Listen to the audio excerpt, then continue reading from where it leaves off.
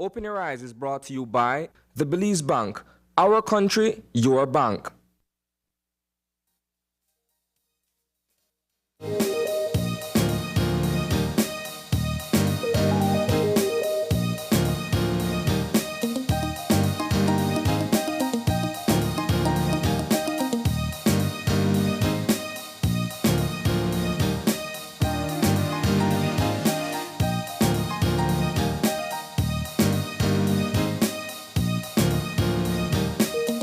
Good morning and welcome to Open Your Eyes. Start your morning right. I'm April Martinez. And I'm Sonic Hetom. And good morning, Belize. Thank you so much for joining us on this beautiful, rainy, cool Monday. I am loving this weather today. I'm following your descriptions carefully. Words like beautiful and lovely don't quite describe this morning. No, you don't think It's so? wet and miserable. Oh no. I think that you know when I say that we complain when it's hot that we need the rain, and then as soon as it rains we complain that we need the heat. I'm going to take a step back and say thank you that it's not 105 degrees today. Anything but 105 degrees. No, I'm not complaining. I'm simply calling it what it is. You know, it's the first day of summer for a lot of primary school students, some high school students as well. For us, it's work as usual. We gotta get up in the morning and report to our respective stations. And so, yes, the commute for some will be miserable this morning. It's raining. But you said it just right, Isani. It is July already. Yeah. How do you feel the days going so quickly? It's already middle of the year. Christmas. I see some people are already putting Christmas countdowns. It's already X amount of days before Christmas. I don't think that far ahead. I'll be honest with you, right? I'm still very much in school mode. Yeah. Right.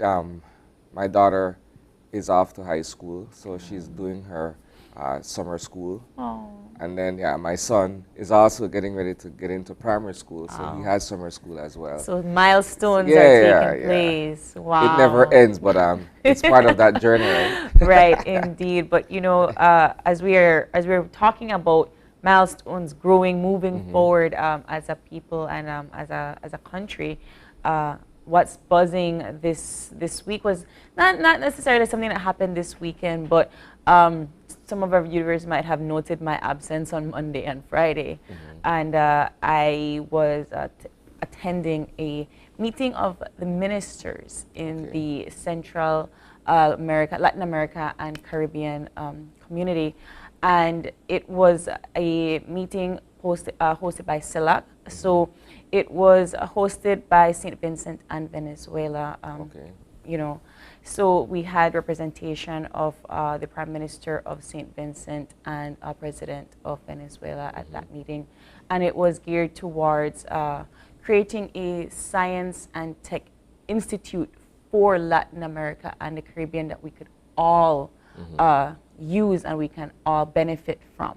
Yeah. It was very interesting to kind of be a part of that because I'm not a science and tech person. That is not my field, and so when I was invited to attend, I was a little bit confused. And in that particular 2-day conference, it was a series of different workshops. Yes, of course, some geared towards science and tech in a technical sense of the word, meaning they were talking about things like AI, right, artificial intelligence, and you know, space stations and so forth. But then you also had other parts of the workshop that were catered toward science and tech and social inclusion.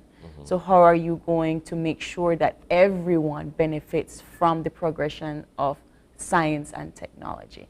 And then you had my working station, which was geared towards ancestral knowledge, which was not something that I ever thought you were supposed to would even be in a conversation of science and tech, but I was quickly schooled.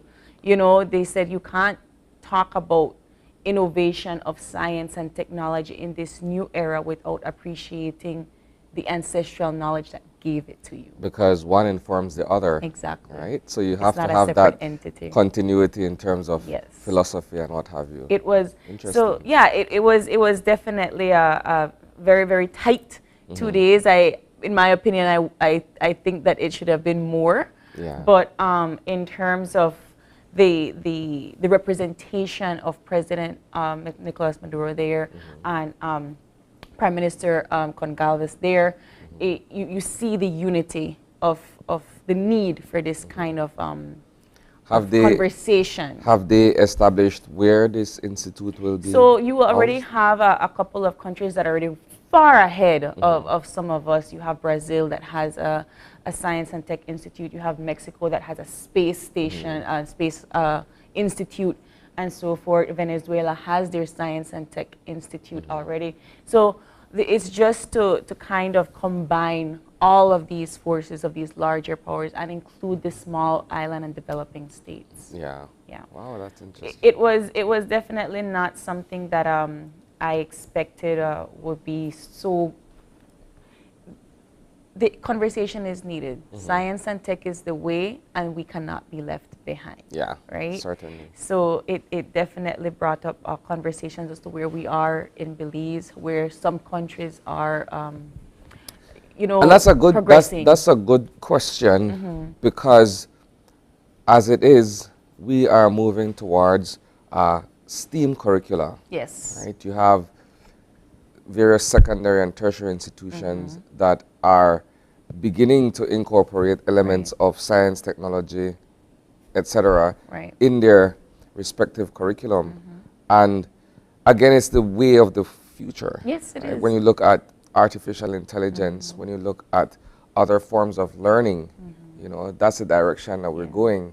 You access your device and Siri talks to you, or Hey Google, Yeah. Bixby, so on and so forth, and these are all AI-driven, you know, If applications. the minute you don't have Wi-Fi, you automatically feel handicapped, Yep. right? And Yep. so this particular Ministers of Meetings was represented by, I think 33 countries were invited and 22 attended, including Belize. We were represented by CEO Diane Mejia from the Ministry of Education, Yeah. Culture, Science, and Technology. And of course, something that I feel like we forget, we have a science and technology department, right? And of course, the director, Ms. Namrita Balane, was there as well to represent her department. And so we were all there to represent one part of the workshop. CEO was there to represent education, Ms. Balani was there to represent science and tech, and I was there to represent culture. Yeah. And so it kind of morphed together to create this really strong force, and all of these other countries did the exact same thing. So, you know, I think we're going to be hearing more about it, but I just thought it was just something that we should be discussing. We have a science and tech department. We should be utilizing it more, right? But I know that we are kind of quick to go into Eye on the News, but before we go, Isani, KTV is on the rise. Yes, yes, yes. Tomorrow, Yes. we kick off KTV, the actual live show, Yes. where notwithstanding what the elements will have in store for us this People are week, come. we're inviting all our guests, all our fans, and persons who are curious to see what it's like in terms of having artists on the stage performing. So yes, that's tomorrow night, our first live show for the season, and I'm certain that, you know, everyone is looking forward to either being there in person or catching it in front of their devices or television sets. It's going to be great. Tickets are already on sale, so if you want to purchase your ticket, please come to Channel 5 and the 88 store to purchase your ticket. Of course, it's still the same price, $3 for children, $8 for adults. Come and support your favorite artists. You had the audition shows last week, and I already say that some people already have their favorites, so do come and support. It's going to be one for the books. It is the remix, unlike any other that you have seen before. But as we move on into our show for this morning, we have our Eye on the News.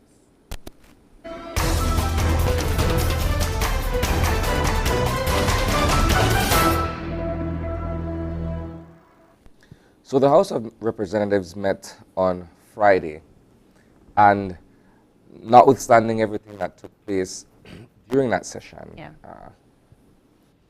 I wanted to zero in on two things to sort of make a juxtaposition, unless, you know, if it was lost on other persons who were either watching or following the developments in the House. So, Prime Minister John Briceño celebrated a milestone in his political career, 30 years as a parliamentarian. And by the same token, Friday's House meeting was the 28th session that was not attended by the Queen Square area representative. Yeah. And I draw that comparison because for all intents and purposes, and this is from an outside perspective, you have an elected official who is, for the most part, present for all House meetings. And perhaps to his constituents, this is part of what they voted for, Yeah. to be represented, as a constituency in the House of Representatives in the National Assembly.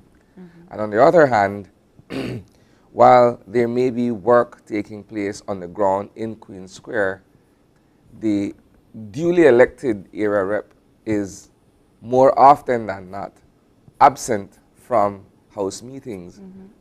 And so this was raised as a point during Friday's House meeting, and I think it generates its own buzz simply because while perhaps the standing orders or the rules that govern Parliament ought to be amended to address an issue like this, some would argue from the other hand that, well, look, you know, if there's work happening on the ground, you know, and when you look at what takes place in the House of Representatives where there's this banter back and forth and what have you, which one means more?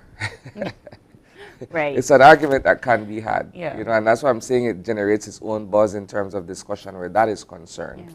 But yeah, I just wanted to, you know, put that out there because, you know, it may have been lost on some people on Friday. That's the reason why I'm revisiting it as the first topic here. You know, Isani, for when we talk about what we expect from our representatives, from the people that we elect and the persons that we put in charge of everything and our lives and the development of our country. I often wonder, and I wonder for the people that perhaps don't watch the House meetings, or they don't watch news, or they don't participate in voting. How much this conversation actually means to them. How much does the people of Queen Square, feel about Sister B's absence in the House of Representatives? Do they know? Is she doing the work on the ground that is making them say, well, okay, she doesn't have to be there if she doesn't want to be there. She's doing the work here. We see her here. Or is it something where how can she not be there to voice our opinions? Yeah. Right. So it's a matter of give and take, and I believe that the president said, you know, if you really want to make this something to put in a standing order, you can.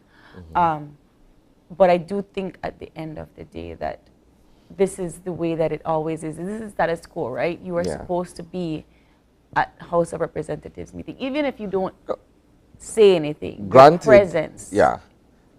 Granted, there are times when, you know, for whatever reason, elected officials are absent from House meetings. That is understood. Right. Some are on official visit elsewhere, so on and so forth. But consecutive, unexplained absences, you know, begs the question, you know, are these constituents being fairly and properly represented in Parliament, in the House of Representatives? That's the question. I'll expand the conversation a bit more to look at what's taking place nationally with the redistricting exercise and the fact that because the United Democratic Party was routed at the polls in 2020, creating a severely lopsided House of Representatives where you have a supermajority. Some people are of the opinion or of the impression that the redistricting exercise is being used to gain leverage by the ruling party. And the fact that there is this proposal to expand the House of Representatives, because if we go to 33 constituencies, then we're adding 2 more seats in the House, and we will be reconfiguring the existing constituencies to accommodate these other 2 constituencies, right? And so naturally, the conversation of gerrymandering comes up, where, you know, an unfair advantage is being taken to, you know, secure more votes in the respective constituencies.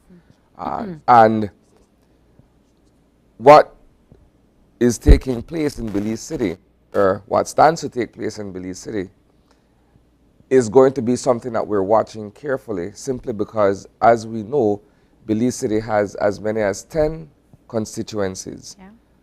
In the Belize district, we have a vast number of constituencies, but Belize City itself has 10 seats. And the way the political landscape, the map will be redrawn, will undoubtedly affect the movement of voters across the city. Absolutely. I think that okay, let me choose my words carefully here. Our population is at 400,000, right, according to the last census. People are moving and growing and migrating, not just out district, but out country, right? And with the statistics, I don't think we have the full numbers from the IOM of how many persons they have registered as residents of Belize with their new IOM migration registration project. We haven't gotten the tally of those persons as yet. So as a growing population of people that are constantly moving and changing, you will have these situations is occurring. They happen in every single democratic state, right? What needs to be done is to have an auditor at all of these things, making sure that the statistics are collected and they're accurate, so that they're able to say, okay, maybe not in Belize City. Yes, Belize City is our larger, more populated space, but again, with this new project coming up and all of these different persons migrating out of the district and into more rural areas and settings, how many persons are technically in Toledo? How many persons are technically in Cayo, Orange Walk, and Corozal?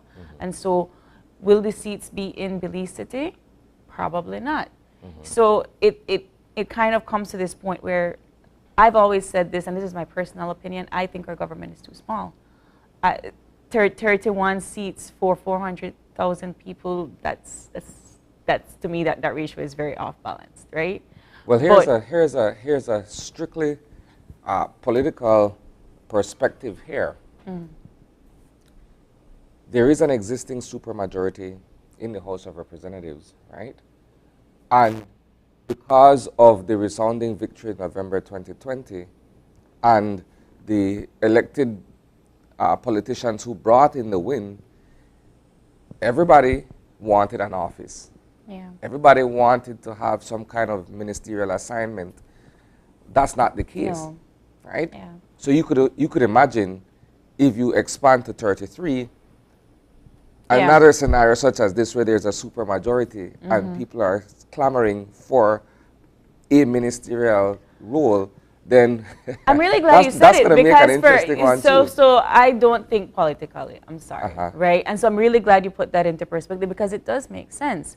In my brain, the logical thing would be yes, you need this because there are more people, right, that you need to serve and protect and make sure that they are developing in the right way. So in certain cases, this does make sense, and in other cases, it will be completely thrown off because there is some political agenda behind it, right? Yeah. Or possible, maybe this is what we're talking about in the house. But as a voter, do you see that this would be a positive thing for our democracy moving forward? Yes. Yes. First of all, it's in our law somewhere that a redistricting exercise has to take place every so often. Similarly, like with a census, for instance, there's a specific timeline for these activities to be held. And as it is, the redistricting exercise is long overdue, right? For whatever reason, it was a can being kicked down the road by the previous administration. So now this current government has found it fit to proceed with the exercise. It's just that it comes with its own controversy and criticisms being brought against those who are leading the charge in this respect. Now, if you look back at the history of it, though, this was a move that was initially undertaken by the BPM, the Belize Peace Movement. They triggered this whole thing by taking it to court. And several interested parties signed on, including the People's United Party, which was the then opposition, and Lord Michael Ashcroft as well. And so if I recall correctly, an independent expert was brought in to look at the political landscape as it is. And so I just find it interesting that now that the PUP is in the seat, you know, there are all of these other allegations being brought by the now opposition, the United Democratic Party, to say that, look, you're not playing fair ball, you know. So yeah, it's an interesting conversation. I'll leave it there. We can continue on this matter ad infinitum, but I'll leave it there. Okay, so that does it for our Eye on the News this morning. Certainly details of these stories and others you will be able to catch at 6 p.m. in our evening newscast, live on 5, or you can catch us on social media via YouTube or Facebook. That does it for the Eye on the News.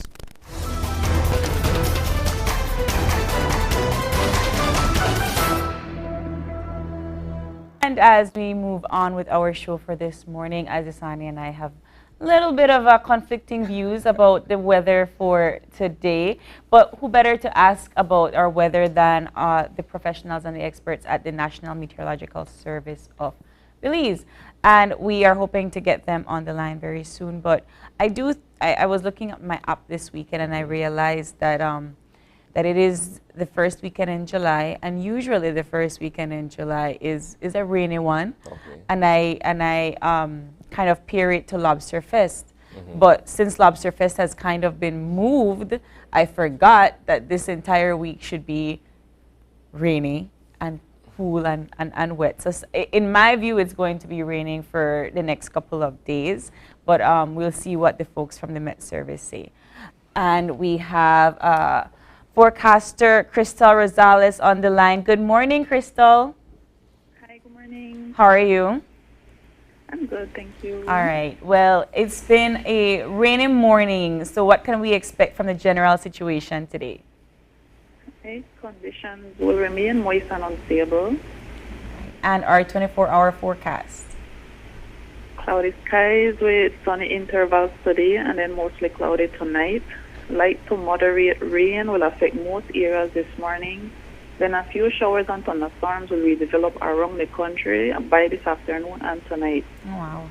And what about our winds or marine conditions?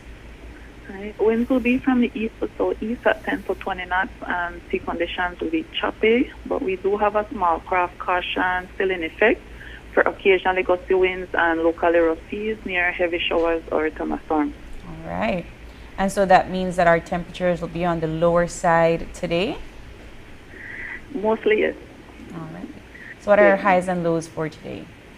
All right. 86 along the coast, 88 inland, and 79 in the mountains. And then for tonight, 77 along the coast, 70 inland, and 67 in the hills.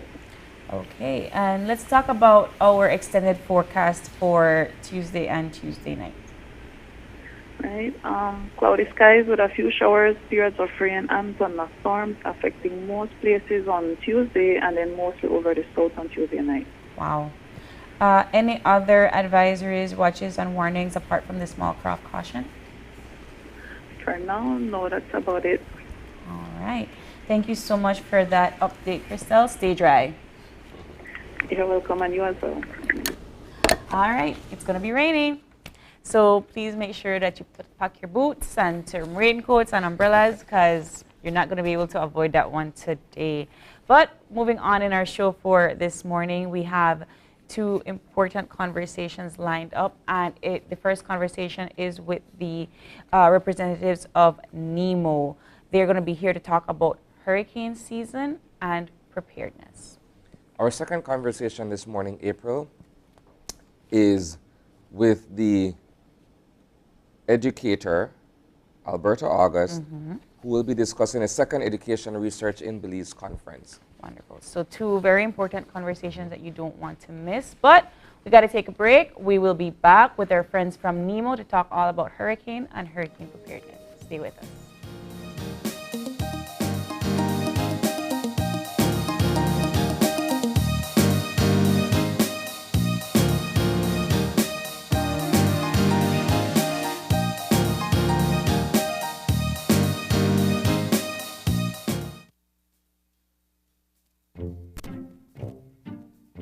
Get ready, babe. We're going on a vacation. Finally, where are we going? Don't worry, babe. I have we covered. Are you sure you know where we're going? Yes, babe. Oh, right there, see?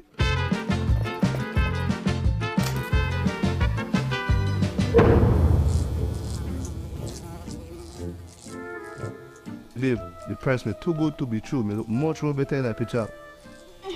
When life throws you a curveball, Belize Bank has your back. With our online financing, you can turn any vacation mishap into a dream getaway.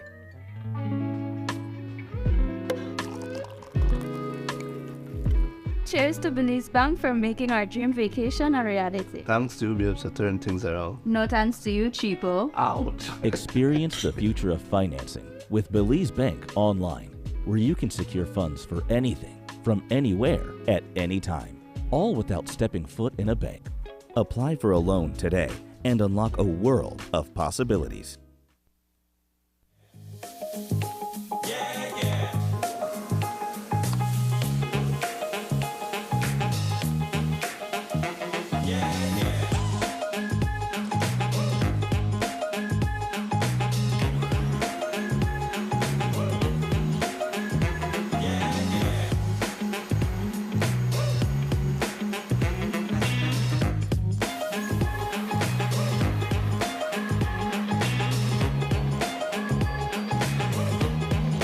When it comes to cleaning and hygiene, Karcher makes a difference. Available at Benny's, quality and savings.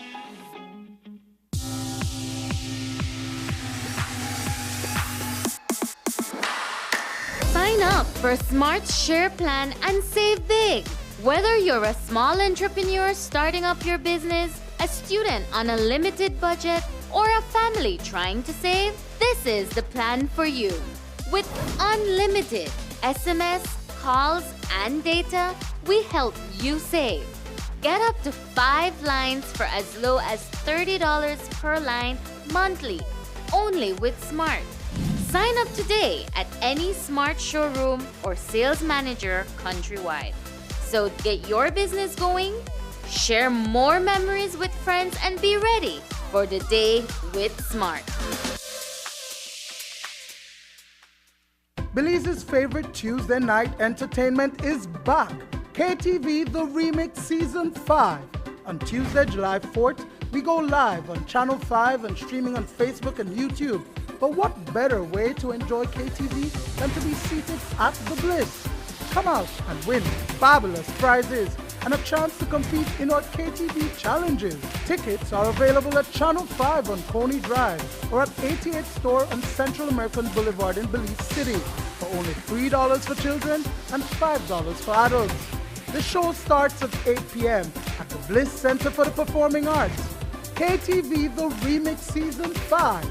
It's going to be fun, exciting, and live only on Channel 5.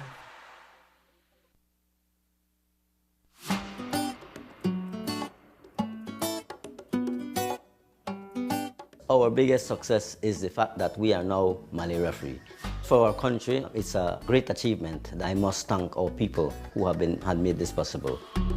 This is a significant achievement for Belize, and in maintaining zero case for malaria is helping to reduce the impact on our people's health. I believe that what we're seeing currently is a testament to the arduous work, the commitment, and also the resilience of our people. Here in Belize, with all the difficulties we have and the challenges we have, it's our hearts that keep us driving to keep our people safe.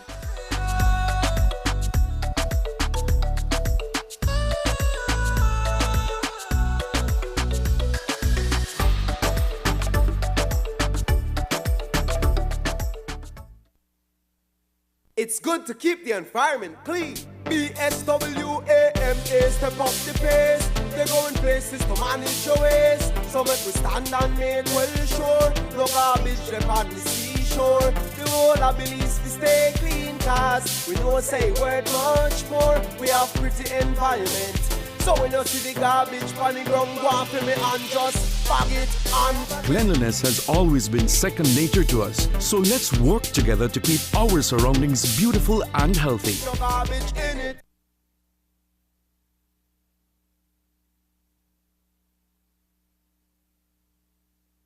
The Belize Tourism Board, Mars Production, and Belican present the biggest show to hit the jewel we call Belize. It's the Belize International Music and Food Festival 2.0. Join us on Saturday, July 29th and Sunday, July 30th at the Marion Jones Stadium with live performances by Morgan Heritage, the dancehall queen Spice, Me's a girl, me no fight over man. Busy Signal, turn up for them stairs, Afrobeat sensation Rotini, biggest dancehall artist for 2023, Byron Messiah. Alongside Skinny Fabulous. Jadelle. Earth and Owls. Mr. Warming Up Adam O. And Lyrical. The Belize International Music and Food Festival 2.0, July 29th and 30th. Come savor the rhythm as we pair music with the best of Belizean cuisine. Sponsors are Belize Tourism Board, Belican, Niche, Pop, ICB, Wine Smith, eCash, Dolphin Production, DigiWallet, Channel 5, Love FM, Creme Radio, Channel 7, Vibes Radio, Fiesta FM, and OYE Radio.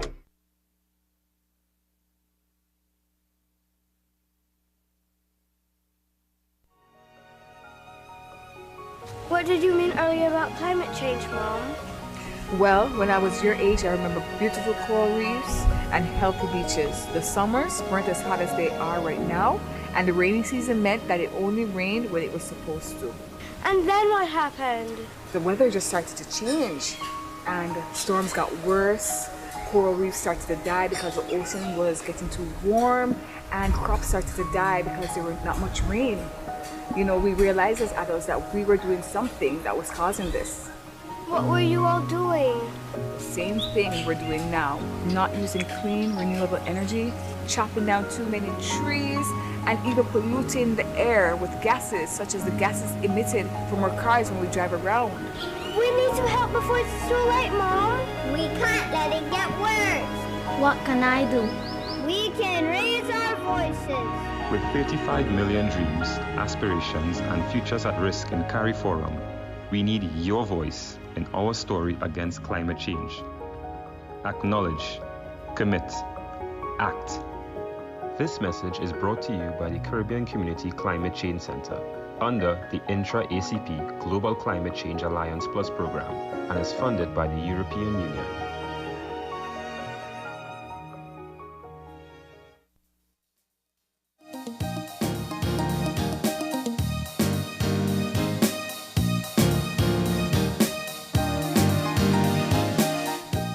And welcome back. There has been a slight change in our lineup for our show this morning, but nonetheless, we're in great company. Yes. We have been joined on set this morning by the Minister of Blue Economy, Andrew Perez. Good morning. To his right is Nigel Carter. He's the Director of Civil Aviation. Good morning. And to the Minister's left is Rigoberto Quintana. He's the Acting Fisheries Administrator. Good morning. Good morning. We're here to talk about all things blue economy. Blue economy. And we understand that there are several developments that you guys would like to share with us and our audience as well. Good morning once again, gentlemen. Yeah. It's a good morning. Certainly, it's good to be here, and Ms. April. First of all, yes, I want to first say good morning to the nation, to my people in Belize Rural South, that is namely Ambergris, Key, and Key Carker, and by extension, Key Chapel. And of course, to the fisher folks out there, lobster season just opened on July 1st, and it's a noble profession that work there, and we must recognize all fisher folks in this country. So whenever you go and buy a pound of fish at the market, don't try to beat them down, man. These people work hard. Just when they tell you the price, just pay it. Don't be beating them down. It's a hard work and noble work. Bargaining is a cultural practice. I know, but you know, not with the fisher folks. You know, what they go through, that weather and all the hot sun. You know, it's no joke. It's a very noble profession. So we must give that their name, the respect, and every time you put that seafood on your table, you say thanks. Where it comes from, it's bountiful, but we don't take it for granted. We say thanks more so when it's sustainably fished. Absolutely. That's the most important and that is part the of blue it. economy way right there. We're talking about fisher folks and their livelihoods, Minister. As we are slowly moving into a new economy, not just relying on tourism to sustain us in Belize, how are we extending this progressive livelihood to our fisher folks? So what is blue economy doing to assist and sustain these fishermen? Yeah. While when you're talking about the exportation of seafood, it's a smaller figure, much more smaller figure than what would be related to comparing it to tourism. However, under the blue economy plans is that it is tied directly with tourism as well. So the important component of providing fresh seafood for the tourism sector is very, very much important. So all of these things are being placed on the table to discuss. So it's not only about the quantity that we are extracting from the waters, but the quality and how and where it is placed has a lot more value. We haven't been doing mass production to export our types of fishes and so forth. Is there a movement for something like this? Certainly. We're talking about actually most of our fishing, and maybe perhaps my fishery administrator could elaborate on the plans that we have as it relates to deep sea fin fish studies that we're doing. But we are looking at expanding. The blue economy calls for extracting as much as possible whatever the bounties of the blue sea can offer to us, but we need to do it in a sustainable manner. Right. And of course, across along the reef, we have been doing it in a very sustainable manner. We do know that we have a high value fish out in our deep blue sea, but again, perhaps Mr. Quintana can elaborate on what we are planning and doing our studies, because we need to know what is it that we have out there before we just jump in and start to extract. Huh?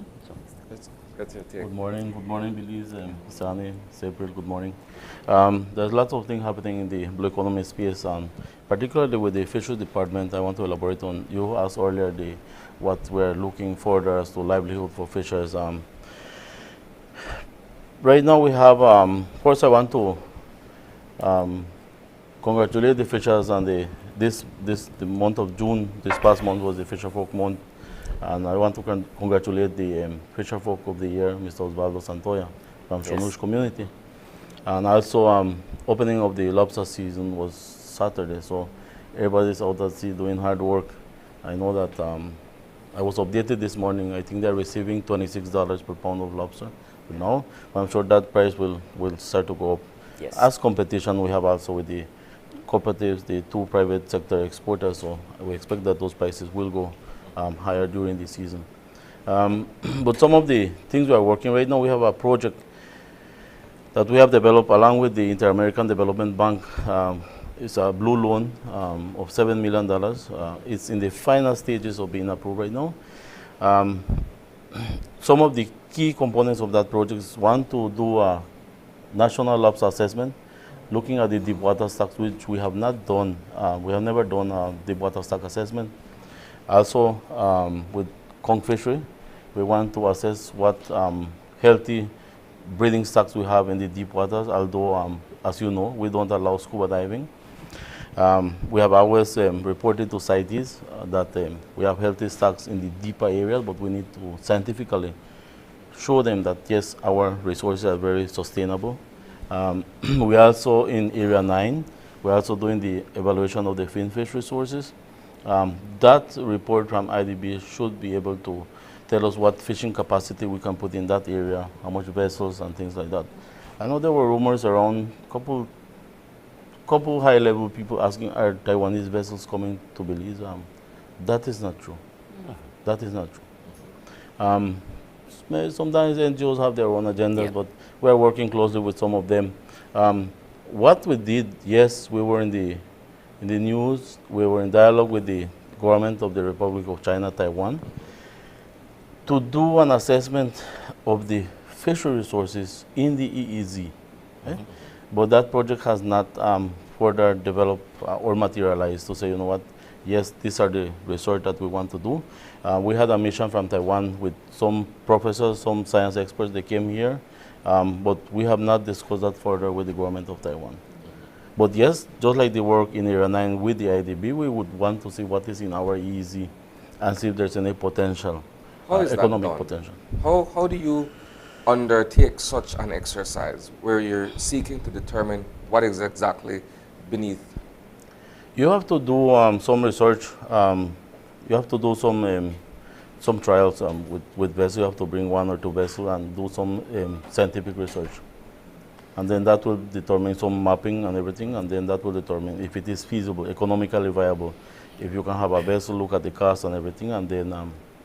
But coming out of this work from the IDB, we hope that the management plans for lobster, queen conch, will be updated. We have one for those individual species, and we should be able to also do a comprehensive management plan for finfish. So we are using the precautionary approach.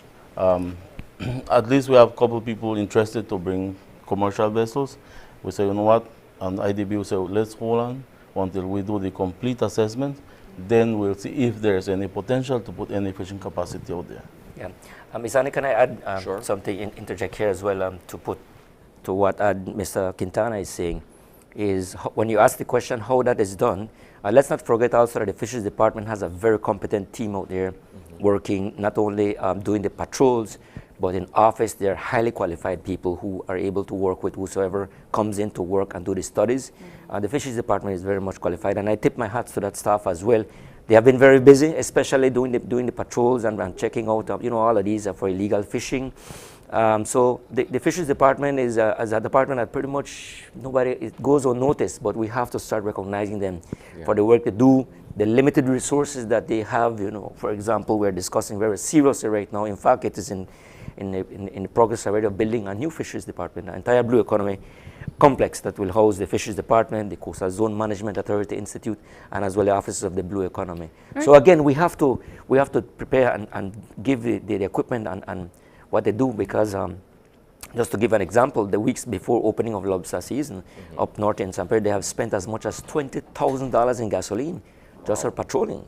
But it did yield efforts, because by all accounts we have heard is that the first day was extremely successful in terms of the harvesting of lobster. So we're very happy, but there's a cost to it, and of course human resources involved in it. We're talking about the different research that is being done. Who are your collaborators and the stakeholders involved in that project? With all the research work that we do in Belize, we have partners like the Wildlife Conservation Society, the Nature Conservancy. Key partner is also the Environmental Defense Fund. They did, along with, if we see the need, then we bring other experts. Last year we had a Cuban expert to do the assessment of the lobster fisheries along with the science team of EDF. So we do collaborate a lot. And we also have the regional partners like the Caribbean Regional Fisheries Mechanism. They also give us advice and technical support. Actually, the deputy is the fisheries expert on the Fisheries Council. We also have the Organization of Fisheries and Aquaculture in Central America. 3 years ago, we brought in some experts from Nicaragua. As you know, Nicaragua has a commercial lobster fishery there, so they do those SAC assessments and they do provide some support to us. The opening of lobster season, I know that we've been having challenges for persons that do illegal fishing and so forth, not just with lobster, but with any other seasonal resource. How are we looking to ensure that these are not being done throughout the year? How can we ensure that you're not, fishing for conch when you're not supposed to, or you're not fishing for lobster when you're not supposed to? What are we doing to relieve this? Yes, of course, April. There's always the first approach is always intervention during the patrols. But again, we just passed new legislation to have stiffer penalties, higher penalties for these fields, so to deter, and it's being done in a way that that it's necessary. So it's not only about going out there and doing our patrols, especially down south in the borders with Guatemala and Honduras, which is very much prevalent over there. But yes, indeed, up north as well, we have to do it. So these are the two ways, and I don't know if there's what Mr. Quintana would want to elaborate on it, but I do know that that has been working. In fact, you've been following the news that it has been successful. But it's sending us a message. It's not only about catching a person, but sending a message, this is what is happening. But we need to do it because we have to be sustainable. It's not all about today. We have to think about other generations. And continued education as well. Very, very important, especially now that we have spoken to the people all the way up north in Sarteneja, the northern area, the fisher folks from there. Speaking with them, what we need to do, why it is important when you go out there, we follow the rules in terms of the size that you're extracting, be it the ounces for conchs or for lobster. It's there. The fisheries department has placed there some rules and regulations, but it's there to ensure. The bottom line is to ensure that this harvesting of our seafood is very much sustainable and will continue like this for generations to come. Let's get Mr. Carter in on the conversation by segueing to civil aviation. Yes. Yes. There are also new developments in your area that you want to share with us? So a lot of what we do is tied in together. Obviously, it falls a little bit under tourism. And I sat in a meeting last week where a colleague had mentioned something that really dug in. He said tourism is the engine of an economy, much like ours. But aviation is the fuel to that economy, to that engine. And so when you listen to that, you understand a little bit of the importance of aviation to an economy. 85% to 90% of passengers that come into Belize gets on an airplane and moves from point A to point B. And in looking at the statistics, the numbers would look to triple within the next 20 years. Aviation is something that develops at a really slow pace. It's not anything that you can do from night to day. It's a really expensive initiative. And so obviously you need to take time in doing so. Point in case, there's the issue of the expansion at the PGIA. While that is more a private initiative and not a governmental initiative as it's done under the concessionaire, we do need to oversee and look at how the growth is so that we can ensure that it is in line with what is expected of it. But again, we look even more at our domestic network. And so a lot of what we're doing right now is geared towards ensuring that that domestic network is able to accommodate the growth in traffic. There are about 35 or so domestic aircraft that operate commercially in Belize. And it makes our airspace extremely it's well used, I should say. I wouldn't say extremely anything, but it's well used. And so we need to organize it so that we can ensure that the highest level of safety is achieved. And so we're working along with the Belize Airports Authority and another partner insofar as putting in place what we call performance-based navigation routes or radio navigation routes for domestic airports between here and San Pedro. We're looking at routes between Key Cocker as well, Dandriga and Placencia, which would be the main centers that are accepting aircraft. Yeah. We're also looking at, we're installing the primary radar. Yep. The primary radar is going to be used to enhance safety. For now, the secondary surveillance radar, which is primarily used in civil aviation activities, is sufficing. But again, like everything else, we're one of the safest industries. We want to ensure redundancies.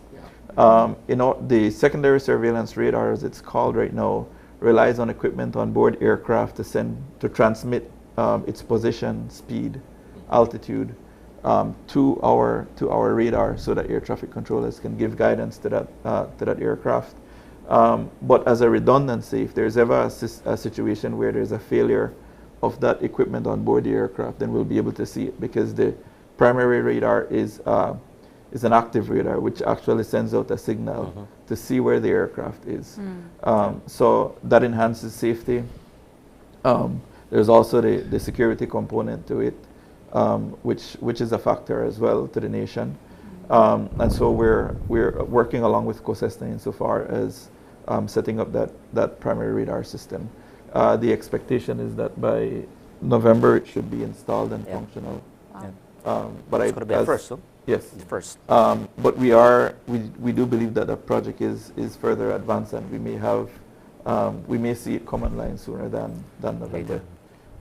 We have just employed 8 more air traffic control officers, again increasing traffic, and so it takes a couple of years to bring an air traffic controller to proficiency. And so we have to be able to think ahead and not just wait for when the airplanes come, we flip the switch. Yeah. That's not going to work for Yeah. us. So we have to be able to train them now so that they can be proficient and ensure that level of safety is, and competency is achieved. So we've hired 8 more. We are looking at adding a few more beyond that, because due to attrition, retirement, and so forth, you lose people, and so we're going to have to be able to add more people so that we can ensure that sustainability within the system. I think one thing, if I may add here, DG, is the issue about the bigger picture. As the minister, we look at things and where is it that we're going to go, what direction, what's our plan. And obviously in the Civil Aviation Department, it has to be modernization, constant keep up with technology. And I'm proud to say, that we have the technology we have there is cutting edge technology in terms of the aeronavigational service that we provide to the PGI and by the region itself is very much competent, recognized by FAA, which is important. And notice as well, as DG ably said, that we had another 8 traffic controllers hired. These people play a very crucial role, an important role. That they are the ones who are manning down late, who takes off, who's landing and coming into our airspace. So it is very, you got to be focused. There's no room for mistake. Failure is not an option. So again, it's behind the scenes. These people make things happen at the PGI, And also, as far as when you mentioned about the domestic airways as well, the Belize Airports Authority is the authority that is in charge of the service providing there. A case in point right now, there are some major repairs occurring at the municipal airport and also in Key Cocker. And that's going to be costing well over $5 million just to repair. It's because of neglect from the previous years that it wasn't done correctly. So now we're fixing it because the demand is there. It's being used. So that's part of our work that we're doing. So. Can you perhaps provide an update on the plans to build or construct an airport in San Pedro? Certainly. That is very much in the plans of discussion. There's what we call a Northern Burgess task group that we have formed in terms of doing the plans for Northern Burgess. Yours truly is part of that task group. And we want to have a planned infrastructure there. We don't want to do what happened in San Pedro. They just grew exponentially without the infrastructure unable to catch. So we need to do what is sewer system, water, electricity, roads, and of course, we want to build an airport. We have been discussing that we would want to, at the very least, have a runway that would be 6,000 feet.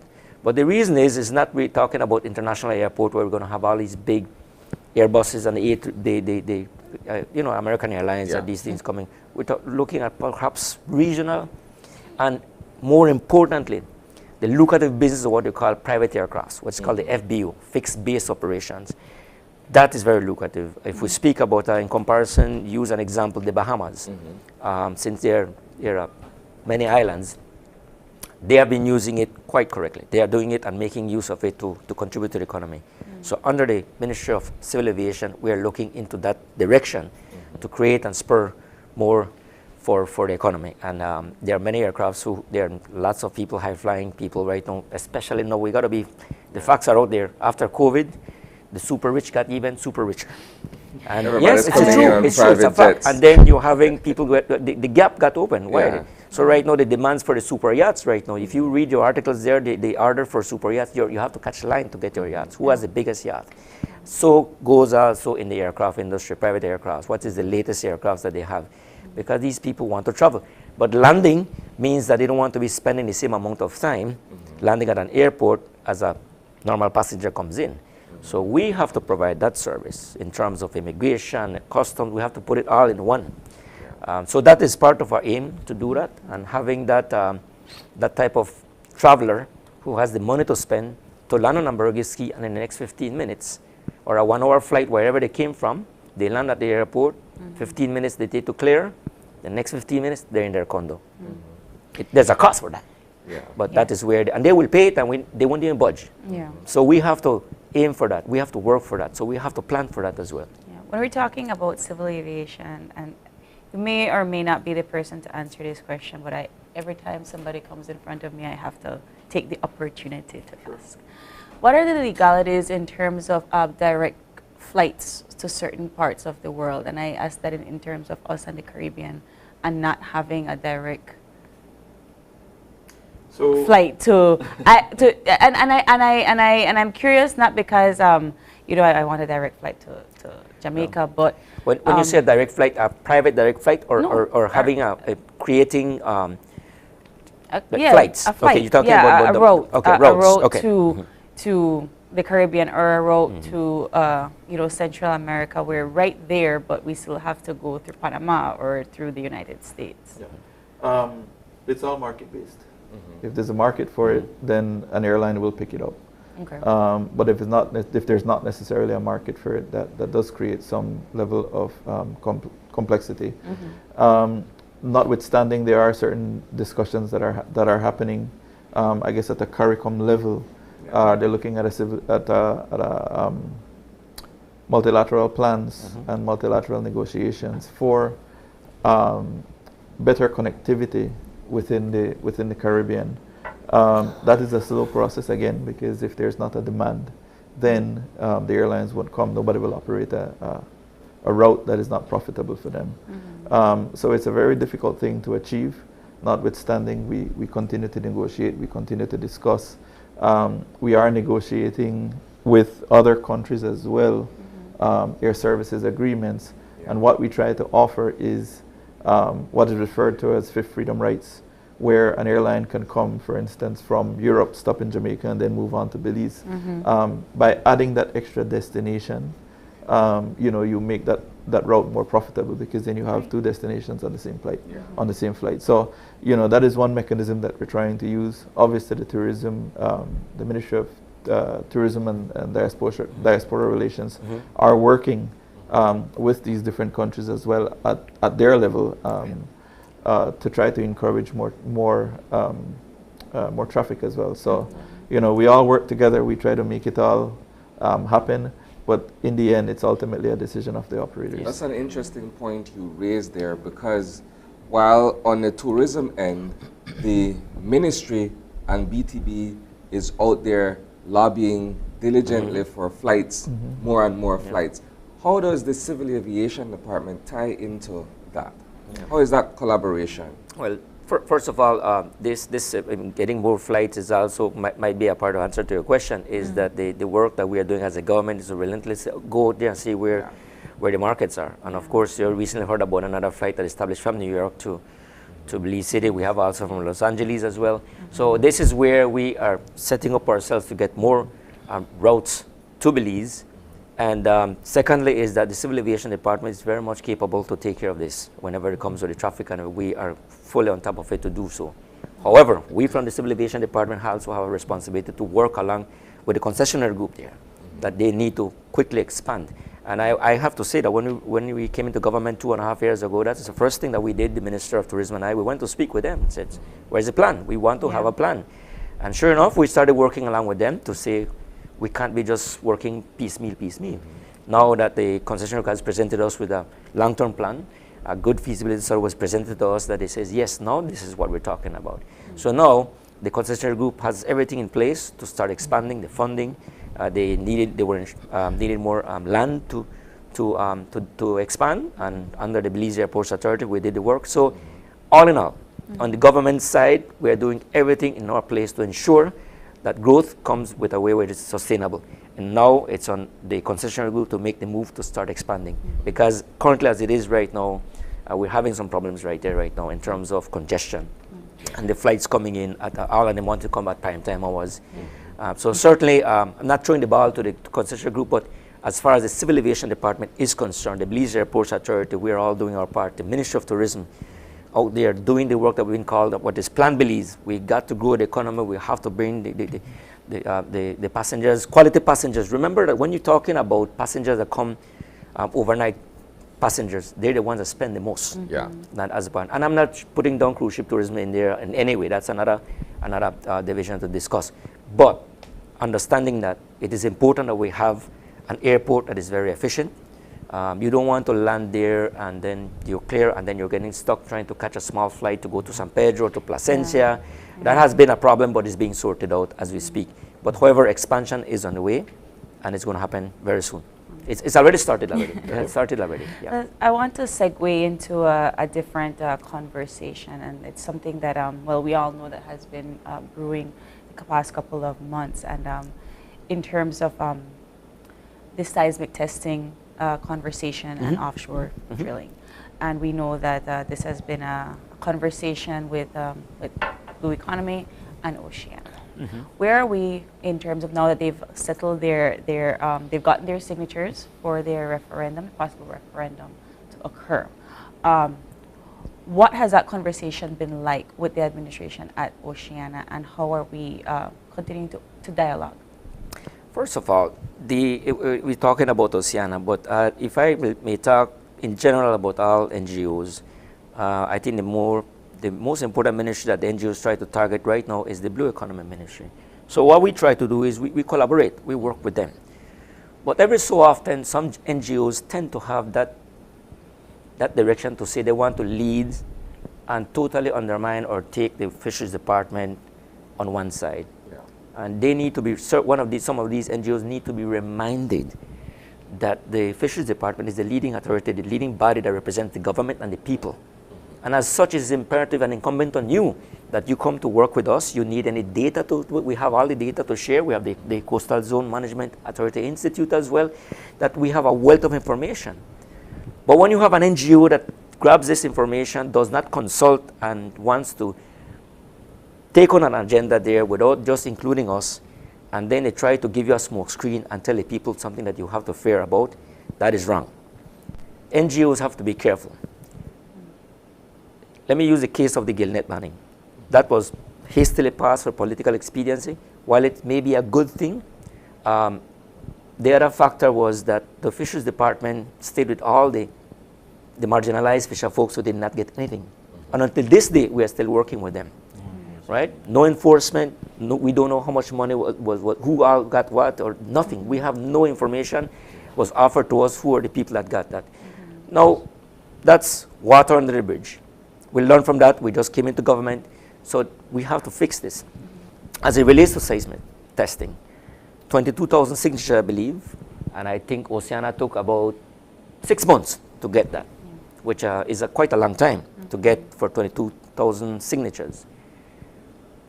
Know this, and I want to make it abundantly clear. We are working with Oceana, we're partners, we're not here to shoot them down, but we have to be realistic. Every person that signed that says for seismic testing, you are actually saddling, you are paying 22,000 signatures. It's going to cost us, if you want to do a referendum, it's going to cost this government and people's taxpayers money between $2 to $2.5 million just to do a referendum. That's what our people need to know. Other than that, this about seismic testing, and that has been done quite some time now. Much ado about nothing. It's time consuming, wasting taxpayers' dollars, and we don't see the logic in it. We don't see what is it accomplishing, other than just perhaps an NGO trying to make traction, that they're not in the show window right now. We want to put ourselves out there. So I think in this case, they're doing a disservice. It is going to cost $2 to $2.5 million. And I think our government doesn't have that money to spend. Also, considering that we're talking about elections, among this commission is going to be heading that. And I know for a fact they don't have the resources nor the time. We're getting ready for our town council elections. So you want to do, this is a side distraction. And it's a disservice. So I believe, yes, that also. So I believe that this is something that our people need to understand, that it's much ado about nothing. Yet it's on our table, it reaches to cabinet, we have to deal with it. But there's so much on our table to deal with, and I believe, and I'm confident that we're doing the right things for this country. But we don't need this. So I think that I'm calling on the NGOs, we need to act responsibly. While I do know you need to get your funding, you have to have an agenda to get funding from all of these philanthropists that exist out there, but we need to do it responsibly. So if you're going to come here and step on the people of this country, I think it is unfair. That is my take on that as well. And to be clear, point blank on that. But don't you think that there should be more an education campaign per se, maybe not a referendum, but to talk about these things like seismic testing? And the reason why that's important is we are a country that understands that Belize is known for its ecological beauty, our barrier reef, our blue hole. And so the minute any kind of conversation comes up that we feel will threaten that, we are instantly on alert mode. Yes. And so how are we as well, how are you as the Ministry of Blue Economy helping to educate the person, say, okay, we're not talking about seismic testing, or we're not even in the conversation of offshore drilling, this is what had occurred, or this is what we're hoping to see when we're talking about this kind of topic. Because you're right, a referendum is expensive. We saw that with the marijuana incident and so forth. So is there going to be an education campaign when it comes to these kinds of issues? Because we as Belizeans, we can't afford to stay ignorant either. Absolutely, I agree with you. I agree with you. Listen, in terms of why that triggered all of these things, why is it happening? Every so often you have ships coming through within our waters, and the port authority is in charge of that, making sure that these people pass. Remember the accident we had with the ship that got stuck there, you know. So these are things that the port authority does the work with. And in the one with I think it was an oil rig that was trying to, the simple reason was that they had to move out of Mexican waters to go back in to register some kind of logistics that they were talking about. The point is that a little slip up, if you want to call it, we should have alerted our people, our waters, especially in the areas around Ambergris Key. I represent a group of people that are very progressive. They are very, very much, you know, they are on top of things, and I tip my hat on, and I'm proud to represent them. Nothing can go through those waters that we are aware of. Those waters are well patrolled by our people, right? So, but besides that, it was much ado about nothing, and I keep on saying it. It's done. It's a done deal. No offshore drilling, seismic testing, but there's another factor that we need to look at, and of course that has to come with legislation, consultations. It's high time that we start to get the value that we may be missing out. For example, and that has to be discussed. That is not something that we're going to say we're going to go drill. Now with the new technologies coming right now, we can even know seismic testing. They can do it from different ways right now. It is developing. It can be very well that it can be done without anything to quantify if there is really oil down there. Then if you do realize that there's oil under our waters, then we quickly know as a responsible government that the value of that oil has much more value down there than extracting it. And that would be the next move. What do we do? How can that oil that belongs to us benefit the people without extracting it? That's a whole avenue to discuss. But you cannot come on this way to say, I don't want to hear anything about whether there's oil or not. We don't want to hear, we want to leave it as such. You're doing a disservice to this country. We need to find what is there that belongs to us. Minister, right? So, but we do it responsibly. That's important, and also create legislation. That's important. Yes. Legislation that is here to protect our people, and God forbid in the future we don't have any kind of rogue government or a rogue leader that would want to make these changes that puts us in danger. That's another thing we have to be careful with. Minister, before we wrap up our conversation with you this morning, I had one final question, and it has to do with redistricting. I know there is much talk about Belize Rural South, which is your constituency. Let's get your take on what is currently taking place and the conversation of either amalgamating or splitting. Look, redistricting has to happen. We've been discussing it. It's already going to the courts. We can't be discussing it much in details, but I can tell you that the splitting up and understanding that the demographics of Belize district has changed. Yes, I am the third largest. I represent the third largest constituency. But there are many studies out there that are showing that while the act shows that we need to be dividing it evenly as it relates to population, you got to look at the demographics. You got to look at the communities. You can't be splitting just like that. For example, Ambergiski, it's a unique situation. I'm not saying because people tell you, oh, you're a Republic or not. No, it's just the way how we work there. We're so concentrated. It's a tiny town, very concentrated, 25,000 people living in one area, and they're constantly moving around. There's nobody living in one specific place. This is a place that people move around. And so is Kikakar. Kikakar is a very unique community. We are inherently linked together. So as a representative that I work with them, everything that I do as an area rep is directly related to both islands. There's nothing that says it's only San Pedro or Kikakar. So I'm saying that whatever happens, it's not about my opinion, it's not about the population. It's about geographically how do you cut this up. So it might take, whether it has to happen by law, I have no choice, but I am quite fine by representing this area that is very much concentrated, and the relationship I have with them, dividing my job as a minister and as an area rep, I do it very well. It's very much in tune. This weekend I was in Kikaka. We had a clinic there, a mobile clinic, health clinic. So I enjoy it, and I tell my people, listen, let's not be listening to that noise out there. Let's keep on working, and yours truly as your area will continue to work with you all until the very last. And if any changes occurred as per law, then I will have to oblige. But it's not for me to say, oh, they're calling out there, they're saying out there loudly that Kikakar will disappear, going into somewhere else. I can choose to be that the responsible area to say, you know what, well, bye-bye, start to do our own thing. We cannot. We have to do the work with them, continue to do the work, because it's not in stone. It could be very well that Belize Rural South can stay intact, right? And I'm happy for that. Not that I want to lose, but I have forged a relationship with these people. They're family. We're all family. So whatever happens, I'm here to. Minister, as we are coming to an end of our segment, final words from all of you, please, and what we hope to see in the developments of civil aviation and fisheries. Sure. In aviation, as mentioned, everything is a little bit slow to progress, and that's not by choice, but that's just the way aviation is.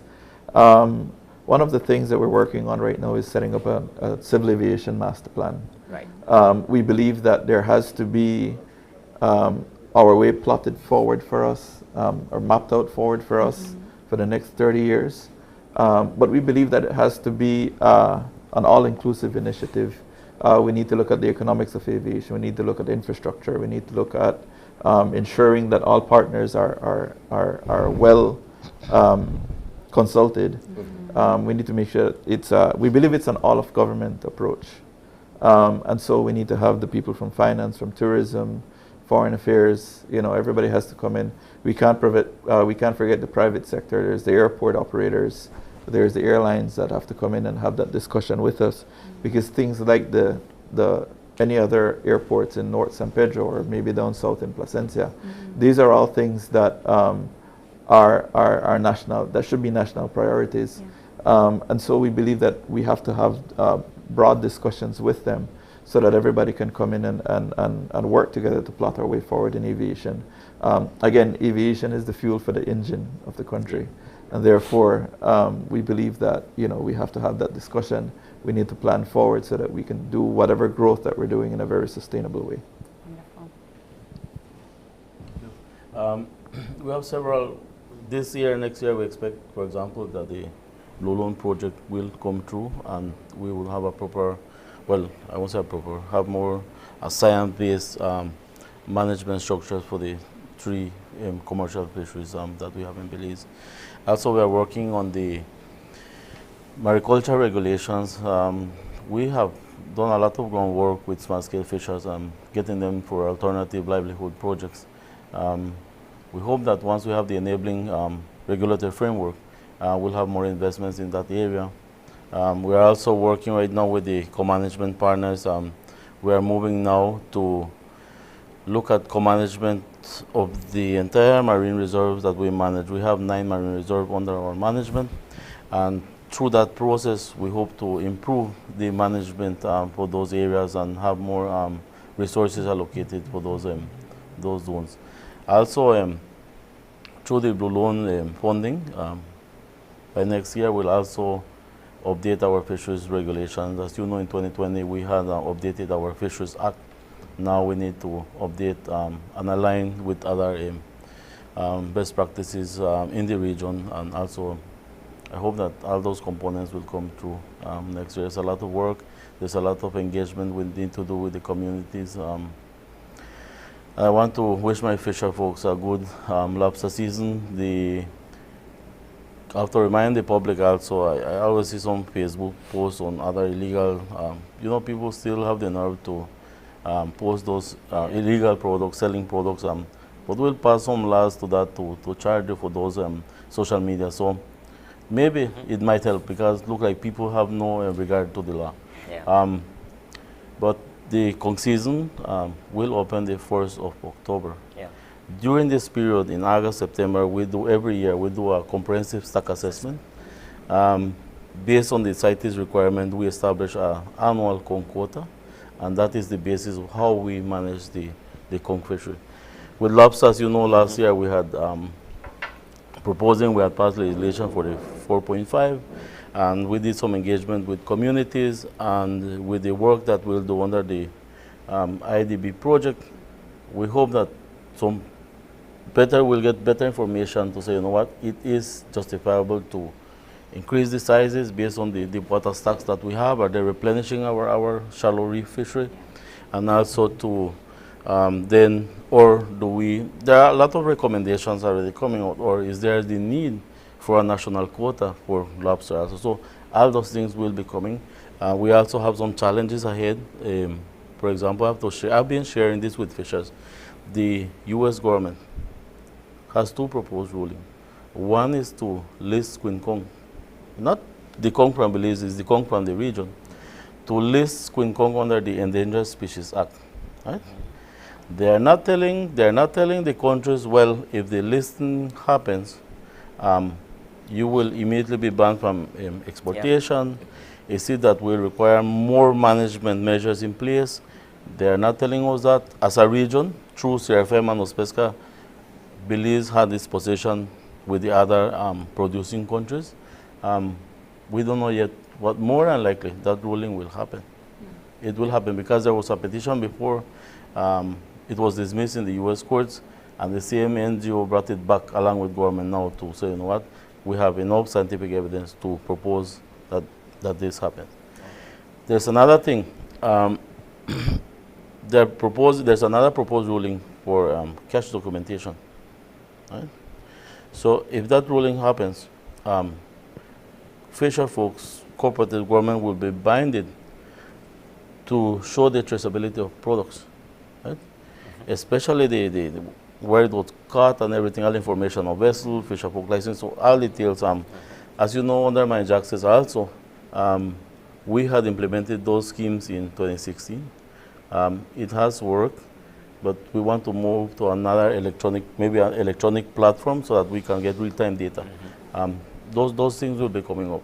So we have to keep our fisher folks engaged and see what happens. Also, we are looking at encouraging them to diversify to other markets. Wow. It seems like there is a lot ahead for your ministry, Minister Perez, and we look forward to hearing more about it in the days and months to come. Lobster Fest is officially on its way. That's Lobster right. season is open. Can't wait to get myself some soup.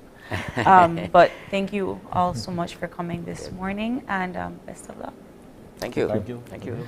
And with that, we are going to take another break, and we're going to be joined by our friends from NEMO to talk about hurricane and hurricane preparedness. Stay with us. We'll be right back.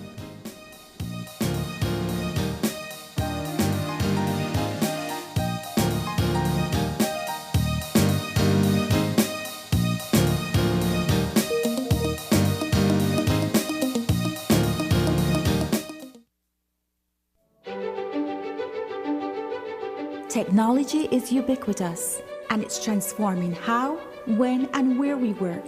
Fulltech Systems is placing award-winning devices in the hands of information workers, allowing them to work without compromise in a world without wires, to innovate, create, and to maximize productivity anytime, anywhere, satisfying the needs of the desk-centric remote and field worker and every other worker in between.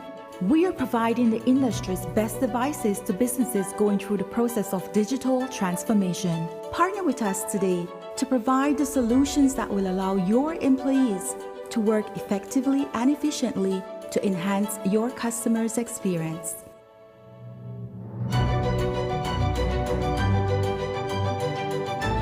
Fulltech Systems, your technology center, where you'll come for the price, but stay for the service.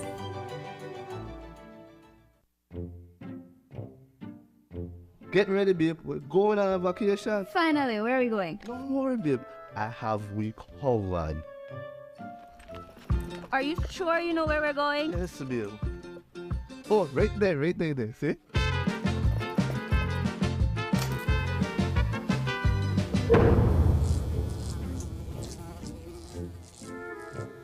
Babe, the price me too good to be true. Me look much more better in that picture. When life throws you a curveball, Belize Bank has your back. With our online financing, you can turn any vacation mishap into a dream getaway.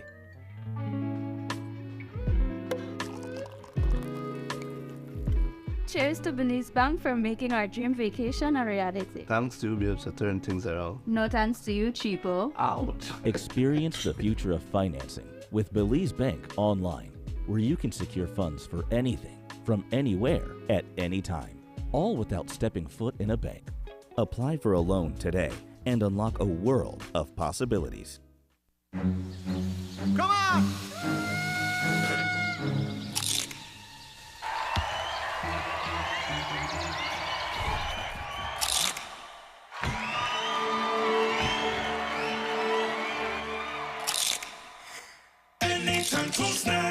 When hungry or craving, when laughter or tears, enjoy the best snacking or flavors are here. Asadas, bocadas, chiladas, doradas, Belizean for snacking, are right and done here. Done right, done here. My Social Security. Your direct online access to all your Social Security information. 360 view of all your Social Security information.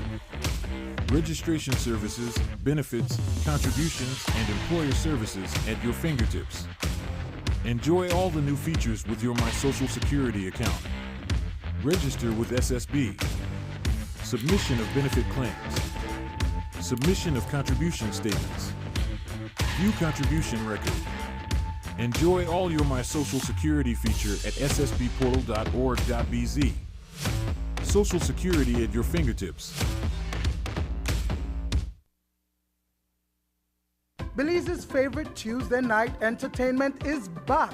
KTV The Remix Season 5. On Tuesday, July 4th, we go live on Channel 5 and streaming on Facebook and YouTube. But what better way to enjoy KTV than to be seated at the Bliss? Come out and win fabulous prizes and a chance to compete in our KTV challenges. Tickets are available at Channel 5 on Coney Drive or at 88th Store on Central American Boulevard in Belize City for only $3 for children and $5 for adults. The show starts at 8 p.m. at the Bliss Center for the Performing Arts. KTV The Remix Season 5. It's going to be fun, exciting, and live only on Channel 5.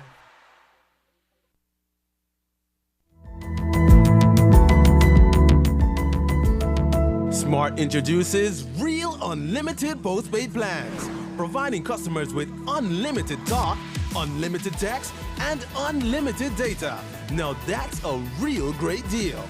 With Smart Plus, Share 1 and 2, and Enterprise 1 and 2 plans, you can talk as much as you want, text as much as you want, and for the first time ever in Belize, you can enjoy unlimited data with your postpaid plan. So come in and sign up for an unlimited postpaid plan and enjoy limitless possibilities. In addition, other plans such as the Flex Junior, Choice, and Select have been boosted with a lot more talk, text, and data, providing you with the best value for your budget.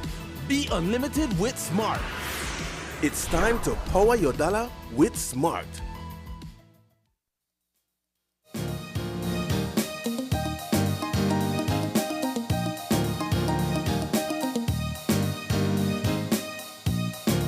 And we are back with our second conversation for this morning.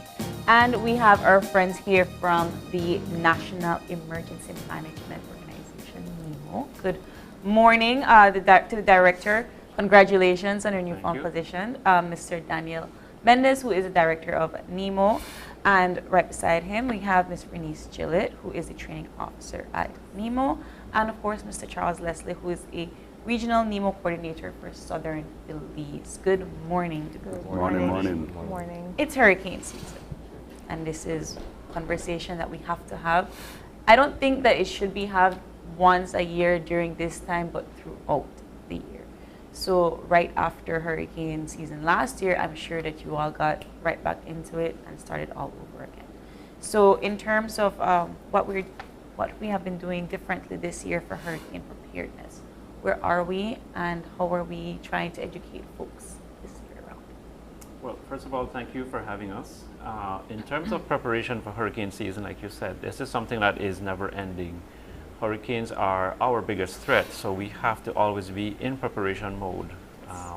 So you'll be hearing from the rest of the team how we look at preparation. Preparation for us is not just simply for individuals, but we're looking at preparation for you need to have your individual plans, you need to be looking at your family plans.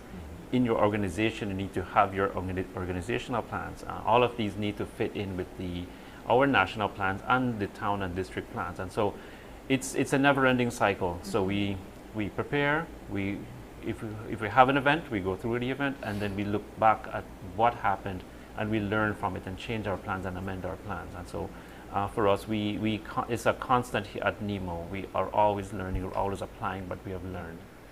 You'll be hearing from Ms. Renice what we've been doing in terms of training, and you'll be hearing from Mr. Leslie what we've actually been doing on the ground in the villages and the towns in Stan Creek and Toledo. Let's step back for a few here and perhaps get from you what your vision is for NEMO under your leadership.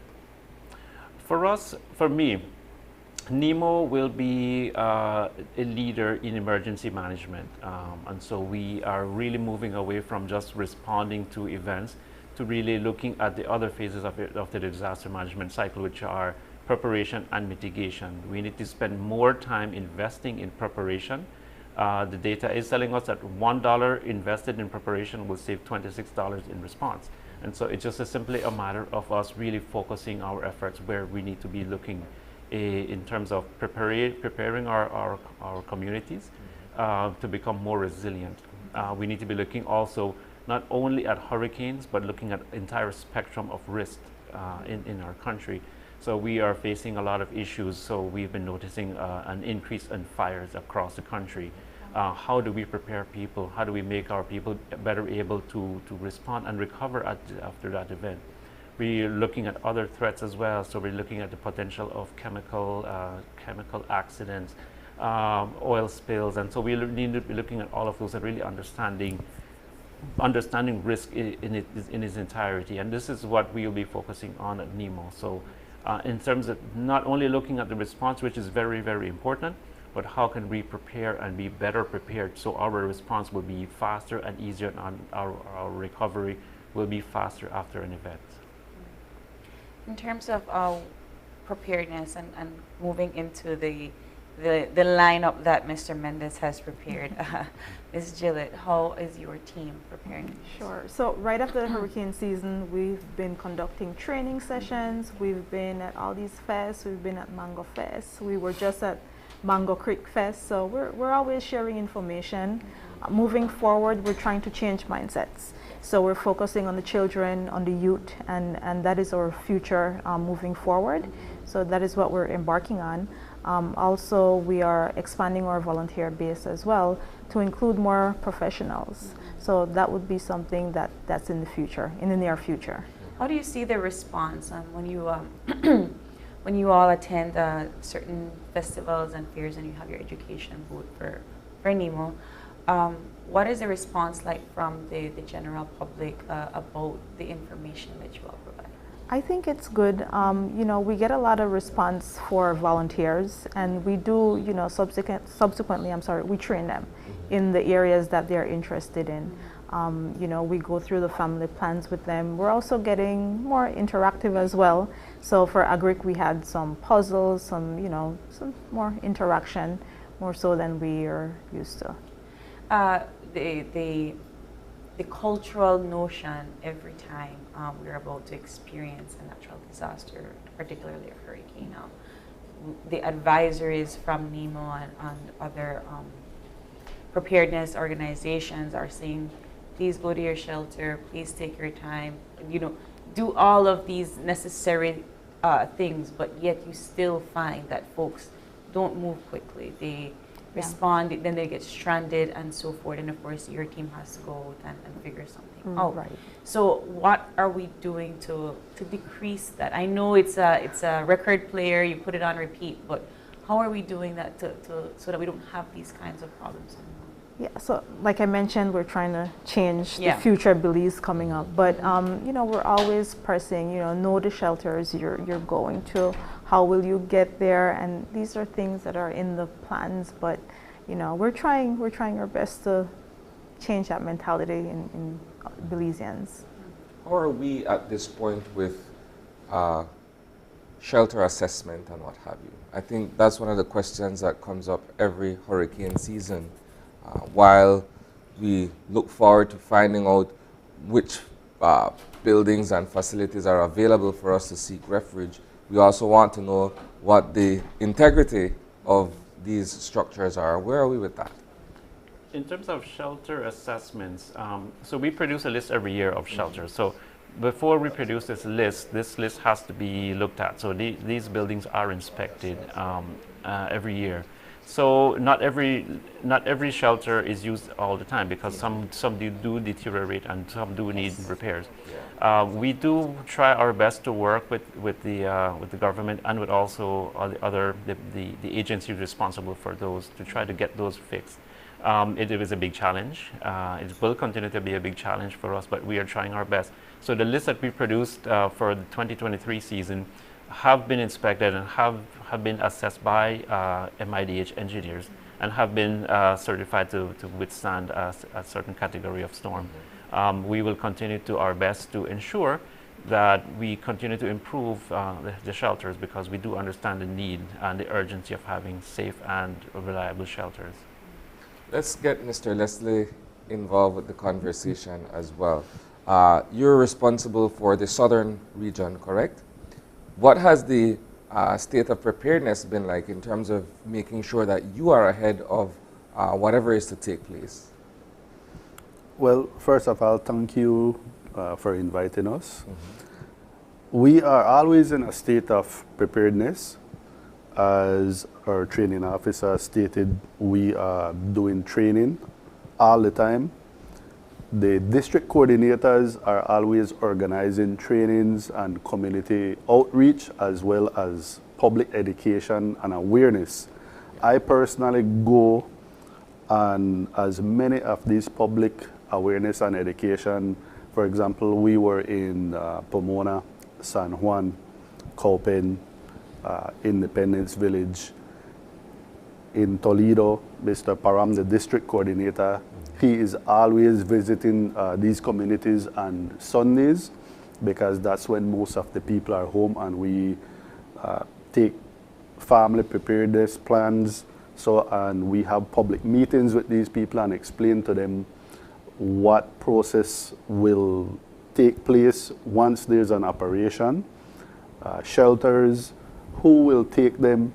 And we're always having meetings with these like bus owners. We're having meetings with fuel stations. We're having meetings with backup shelter owners. Backup shelters are shelters that are owned by in the private sector. Yeah. So we are always in preparation.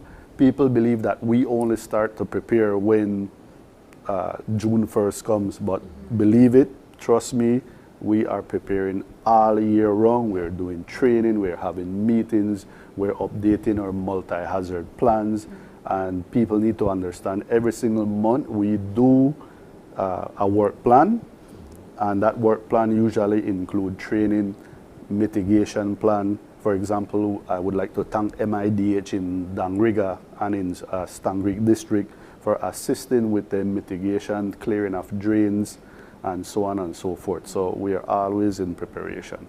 I would say you both mentioned trainings, and please, correct my ignorance, but what do these trainings look like? What do they entail? What am I, if I'm going to go and volunteer for NEMO, what do I have to do? Okay. Yeah. So for the most part, we're training in shelter management and damage assessment and needs analysis, because this is where we have the most need. This is where we need the most manpower. Come with an open mind, clean slate, and we do a theoretical part, and then we also have a practical to each training session. We also do emergency operations centers training.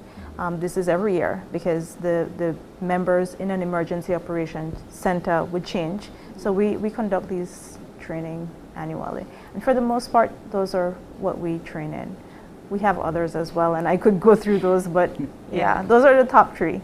When we're talking about these trainings and people that volunteer to come in and so forth, what does that timeline look like? And I can imagine that you could give me all the training in the world, but when a disaster comes about and action takes in, how well prepared am I to do this mentally and physically? Yeah, that's a good question. And so it's a one-day training, and we hope to do it every 3 years, and that's how we keep people engaged. Yeah. I just want to clarify one thing. So you were saying when the disaster comes, but really we have to understand what a disaster is, and so we have to really look at the component. And so a hurricane is not a disaster. A hurricane is a natural phenomenon. It is a hazard. The disaster happens after the storm. The effects of the storm are what create the disaster. And so the better prepared we are, the exposure, we minimize exposure, we improve our ability to withstand, the impact of the disaster will be less. And so really looking at it from that way. So looking at in terms of volunteers, we are, like Ms. Jelly said, we're looking to expand our volunteer base. We are looking to see how we can partner with organizations and with individuals to look at any particular work that we don't have the capacity to do. So we're looking at having people come in and doing those things for us, and really help us to partner, and so we can minimize the effects of the impact of an event. If you were to look back at Hurricane Lisa, for instance, and perhaps look at some of the takeaways from that experience in terms of emergency response to it, and of course dealing with the aftermath of that particular weather phenomenon, what would you say perhaps is one of the key things that NEMO has taken from that experience moving forward? One of our big learning lessons was communication. And so there were sometimes failures in communication or challenges in communication. So we have been really addressing those to better talk up within ourselves in the emergency management. Also, we understand that we need to do more outreach to our people to really help them to understand what the effects of a storm can be, and really ensuring that we keep on doing what we do, which is really being able to prepare, being able to house people safely, and helping them to recover at the end of the end of a hurricane. We saw, and kind of just to piggyback on what Isani had asked, we're talking about prevention as much as possible, right? That is what you all do. But unfortunately, as you said, the disaster happens after, and therefore we have to take action.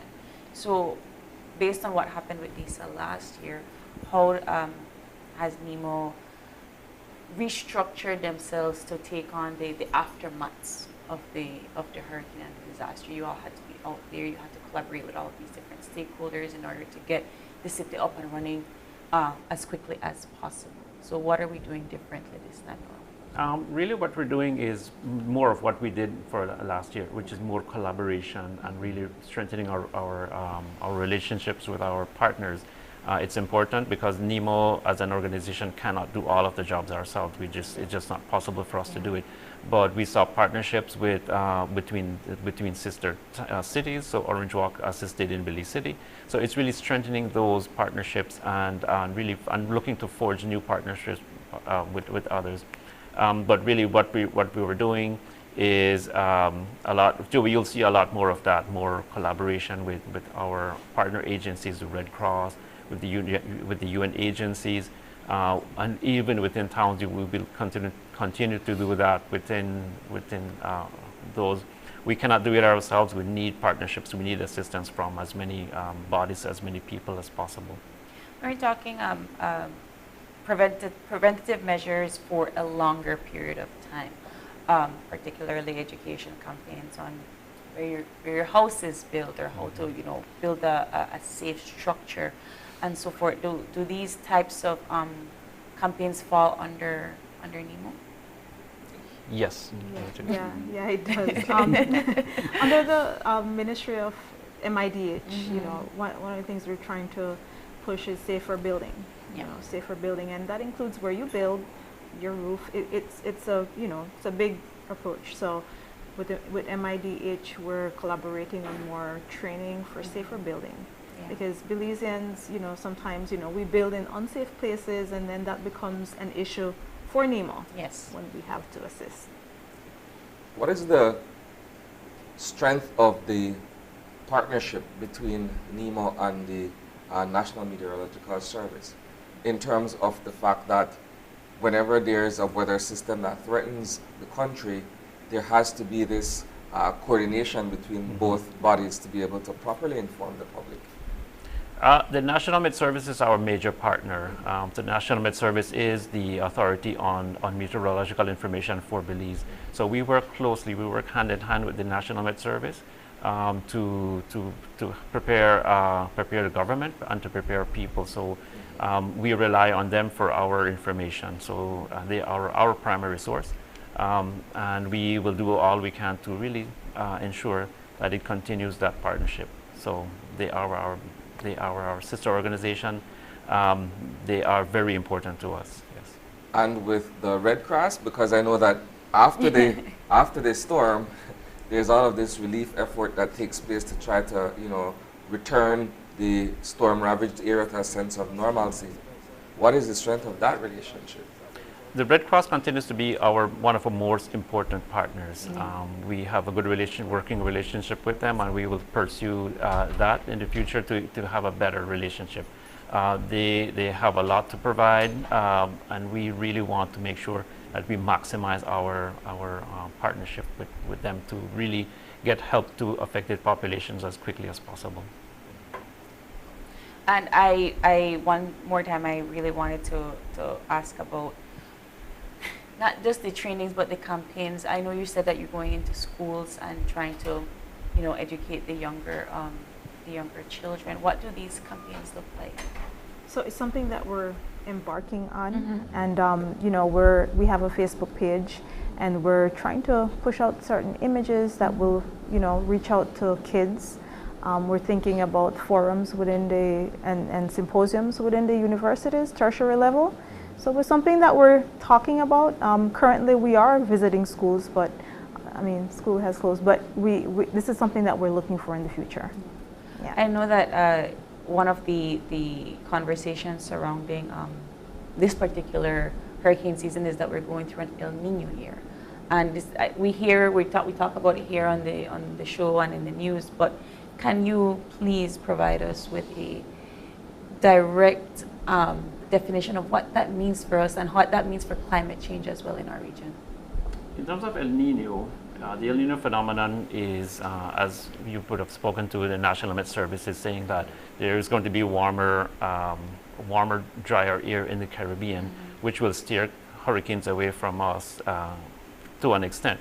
However, I would like to stress that no matter, even with the presence of El Nino, we just need one storm to really put us back. So we cannot just say that El Nino will result in us not having any hurricanes. We need to be prepared. We need to prepare as if a hurricane is coming, because it will come. And so we need to ensure that no matter what effects that are being predicted from El Nino are, we do need to prepare. We do need to be prepared all the time, and we need to make our plans, and we need to start our plans like from last month. So every individual, every family, every business, every organization needs to have a plan, and it needs to have a plan already. We cannot wait for a hurricane to start or to start making its way to our shores to start creating our plans. And so despite what the predictions are for El Nino, we just need one storm. So we need to continue preparing despite any predictions. And so that's really what we want to stress. We always have to be prepared. It's hurricane season. We just need one storm. We need to be prepared, and we need to enact our plans as soon as possible. Is there any way, perhaps, it falls under the scope of responsibilities for NEMA to assess vulnerabilities in terms of communities that can be, well, adversely more so affected than other areas of the country or what have you? We do risk assessments, we do vulnerability assessments of communities. We have been preparing vulnerability maps. So we have been using some of those in the districts and the towns, right, Mr. That's a part Leslie? of our monthly work plan. Yes. We go into each community, identify the most vulnerable. In those communities, some communities, the entire community is vulnerable. So we make sure we go in and meet with the village council. That would be part of the VEC, Village Emergency Committee. And we make sure we create a database with these people.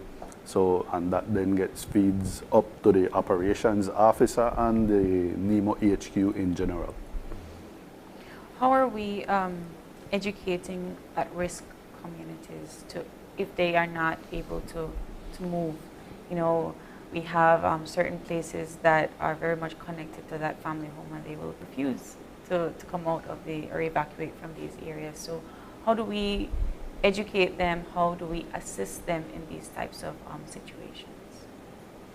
To be honest, Gales Point, for example, is one of the communities that the people historically would tell you they won't move. Mm-hmm. I personally went in when I started in 2021. I went with my district coordinator and the assistant district coordinator, who is now the regional coordinator for the central.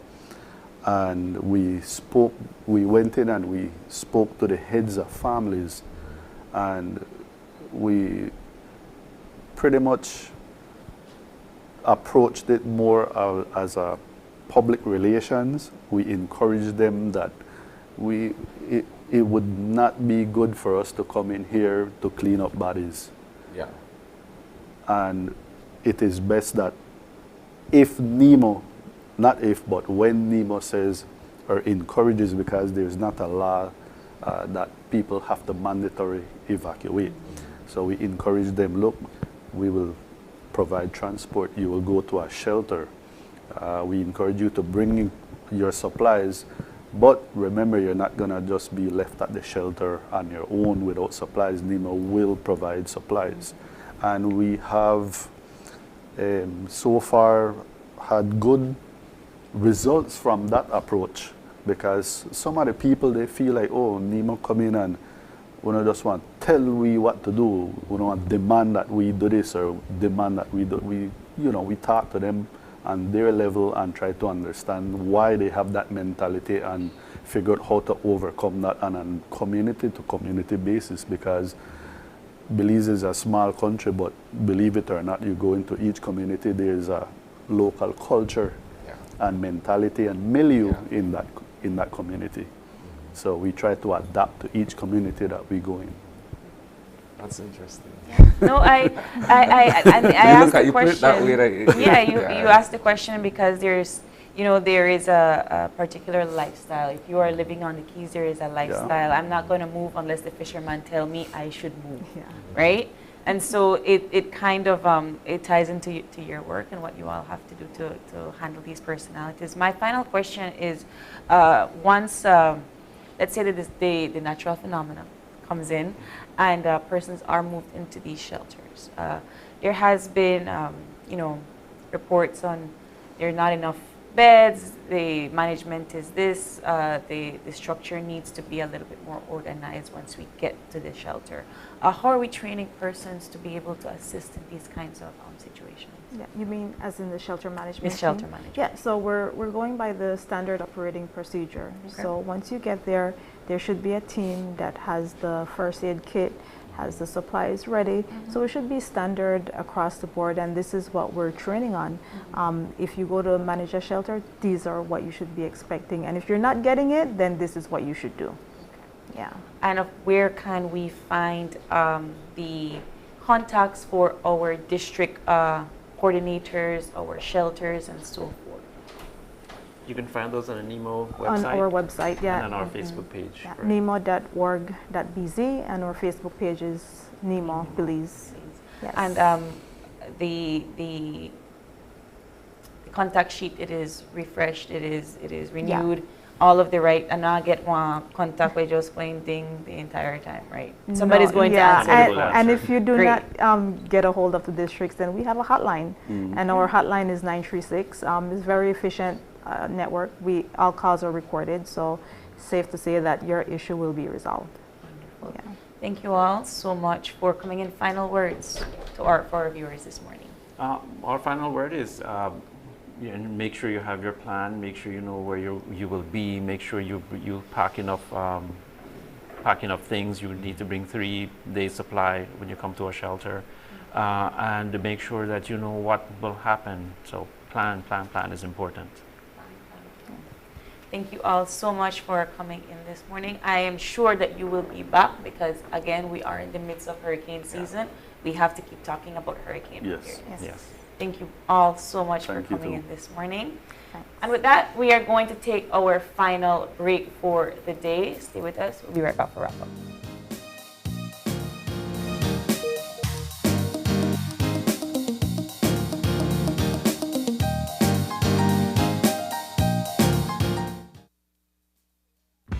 With eCash, bill payment is extremely convenient, and all utility companies accept eCash payments. What's even better? You get to split bills with your roommates, siblings, or whoever you desire. Simply open your eCash app, go to Bill Pay, tap the respective utility company, enter the information, and pay the bill. Then tap the transaction made. Tap Split the bill. Select Evenly. Send the request to who you are splitting the bill with, and get notified when they pay. Talk about making life easy and avoiding confusion. You can split the bill for restaurants, grocery stores, and for any eCash payment you make. To find your next yummy meal, hair treatment, or chill spot, simply open the app and utilize the geolocation service to see nearby businesses that accept eCash. Geolocation and bill payment make life a whole lot easier. Belize's favorite Tuesday night entertainment is back. KTV The Remix Season 5 on Tuesday, July 4th We go live on Channel 5 and streaming on Facebook and YouTube.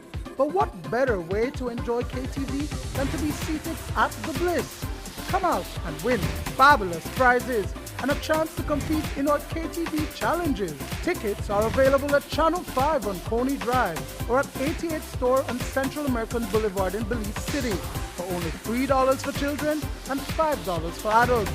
The show starts at 8 p.m. at the Bliss Center for the Performing Arts. KTV The Remix Season 5.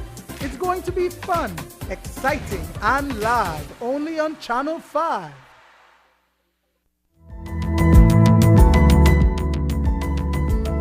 Smart introduces Real Unlimited Postpaid Plans, providing customers with unlimited talk, unlimited text, and unlimited data. Now that's a real great deal. With Smart Plus, Share 1 and 2, and Enterprise 1 and 2 plans, you can talk as much as you want, text as much as you want, and for the first time ever in Belize, you can enjoy unlimited data with your postpaid plan. So come in and sign up for an unlimited postpaid plan and enjoy limitless possibilities. In addition, other plans such as the Flex Junior, Choice, and Select have been boosted with a lot more talk, text, and data, providing you with the best value for your budget. Be unlimited with Smart. It's time to power your dollar with Smart. Do you have information about a crime or a fugitive in our community? You can submit a tip anonymously with your smartphone. Using this program in safeguarding our community also protects your identity, keeping you out of the court system, and could earn you a cash reward. Here is how it works. Download the free P3 Tips app from the Apple Store or Android Market. P3 is the provider of our secure anonymous tip collecting software. Open the app and create a PIN, but be sure to remember that number, then select your location. Next, select the type of crime.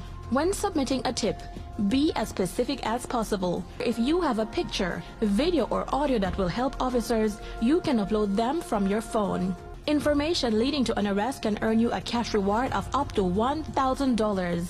Once your tip is submitted, you'll be given a tip ID and password. Check back if your tip leads to an arrest. You'll be told how much you were rewarded and how to anonymously collect your cash.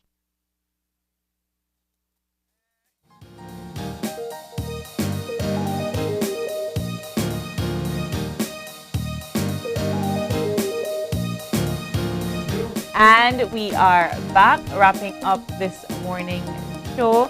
Lovely lineup for you all, and thank you so much to all of our guests, beginning with the folks and the Minister of Blue Economy and Civil Aviation, and of course our friends at the National Emergency Management Organization, NEMO Belize, for coming in to talk to us about a wide stream of topics, but kind of connected all at the same time. We're talking about the Blue Economy, we're talking about hurricane preparedness. So thank you to all of our guests, and of course thank you for tuning in, because without you, this would not be possible.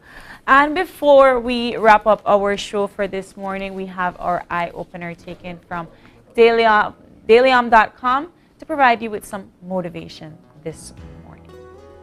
By harnessing the power of your imagination, you can realize your dreams.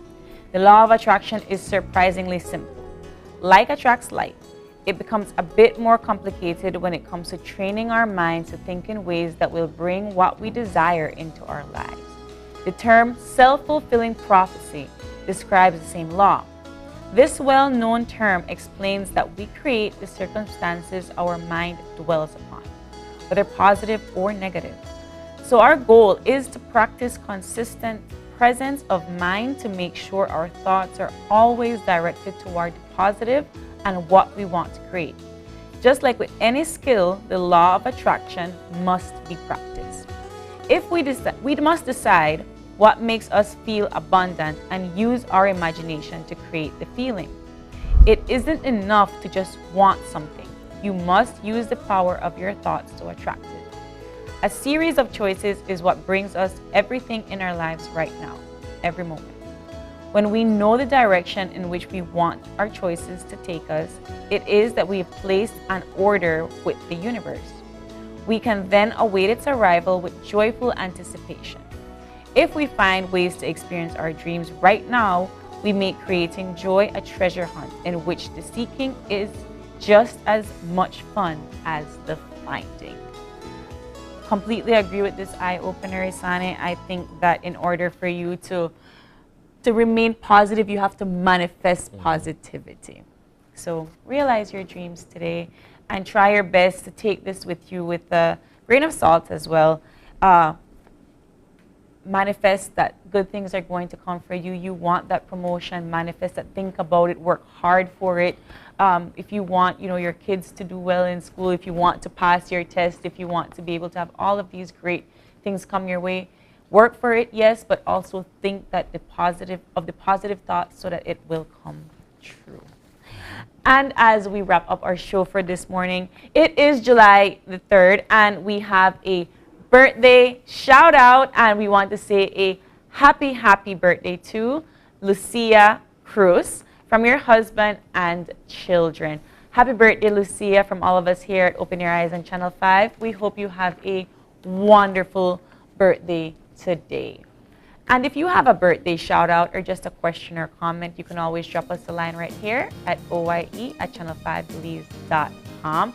You can also catch our live stream on Facebook every day at Open Your Eyes BZ, and all of our highlights on Instagram at OYE Belize. And of course, you can tune in again tomorrow with Sabrina when you open your eyes to start your morning right. Be sure to keep your eyes, your minds, and your hearts open. We'll see you soon, please. Have a great day. Stay dry. It's going to be a rainy one. Bye.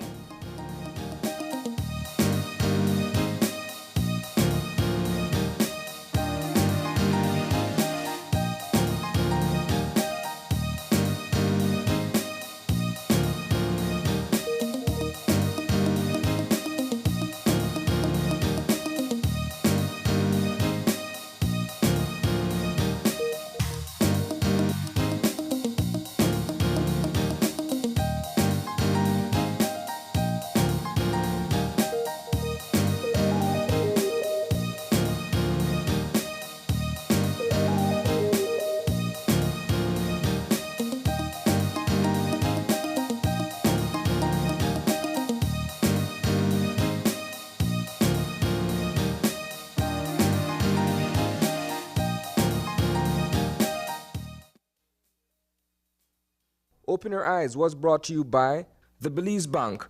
Our country, your bank.